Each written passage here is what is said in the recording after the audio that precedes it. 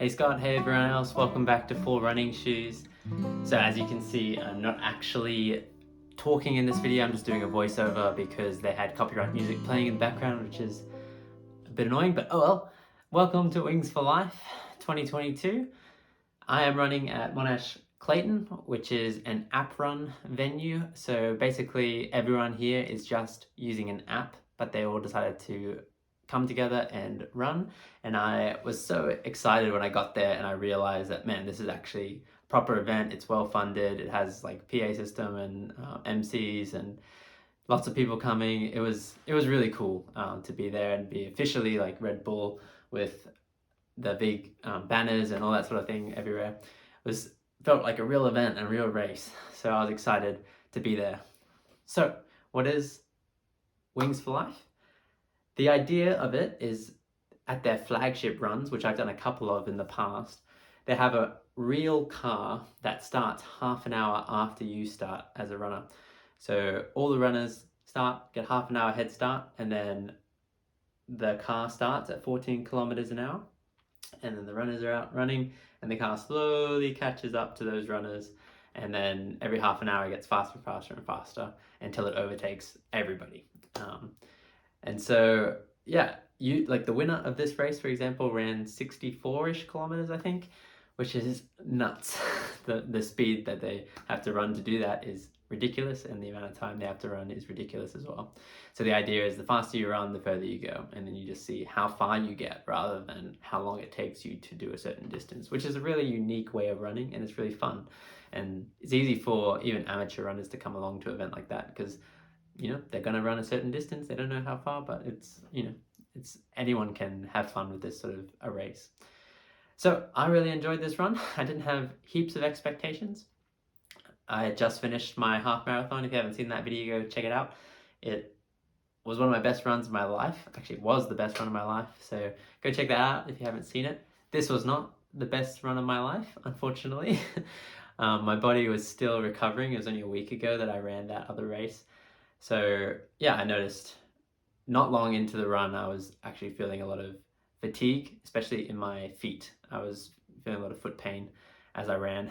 And I even considered stopping early and not finishing the race, but I just felt like I may as well just push through, mind over matter sort of thing. And yeah, I did manage to do okay. I was kind of hoping that 30 kilometers would be the distance that I would run in this run. And so I started off at a lot faster pace than I needed to for some reason. I should have only been running at 4:45 pace, but I decided that I would push it a bit faster to start with because I've been comfortably running at 4:15 and 4:20 per kilometer recently. So I decided to start at that pace and just see how I felt and then slow down as I needed.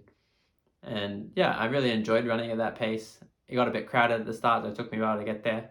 But I found a pack of people. There was a guy that was running behind me at that pace, and he just said, "Oh, I'm just gonna pace with you, bro," sort of thing, and that was fun.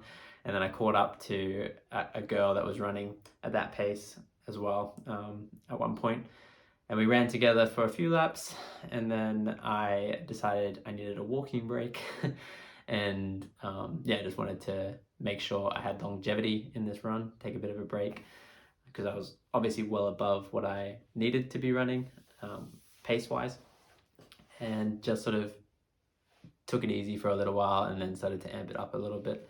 But to be honest, the last half of my race was quite slow compared to the beginning.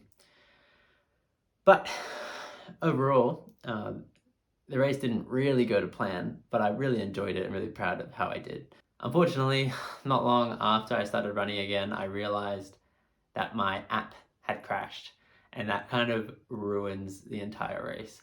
So it gives you audio cues as you run for every few kilometers. Every kilometer it will say something basically to you. And so I realized after a while that I hadn't heard much from the audio track. And then when I checked it, I realized it had crashed about 3 kilometers ago. And that ruins the race as far as what the app says. Because the way that it works with the car catching up to you, it's not just like, oh, just add 3 kilometers to your total distance then. So if it says, you ran 21 kilometers, well, you would actually run 24 kilometers. doesn't really work like that, because those 3 kilometers is a gap that you have over the car. And so it takes the car a long time to actually work through that gap. And so 3 kilometers gap that I had stored up meant that that was gone, and the car was all of a sudden like right behind me and didn't have as far to catch up. And so that means the race would finish a lot earlier than it should have. And so I was pretty disappointed when that happened.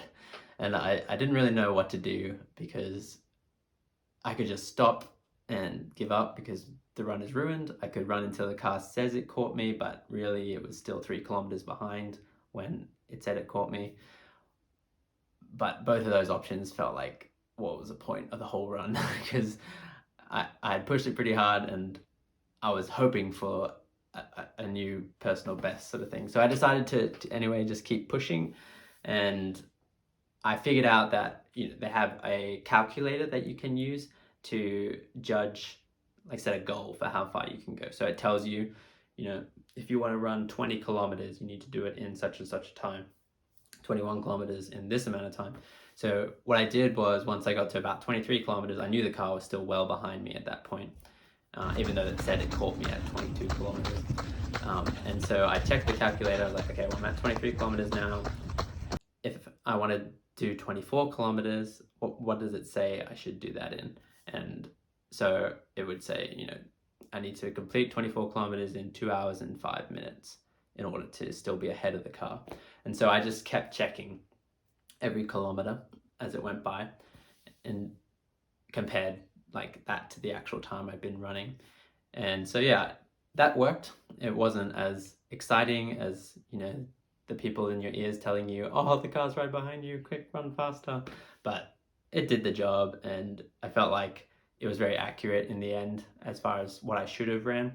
And so yeah, I finished the race, and I was pretty happy with the distance. Didn't quite make it my 30 kilometers, but yeah.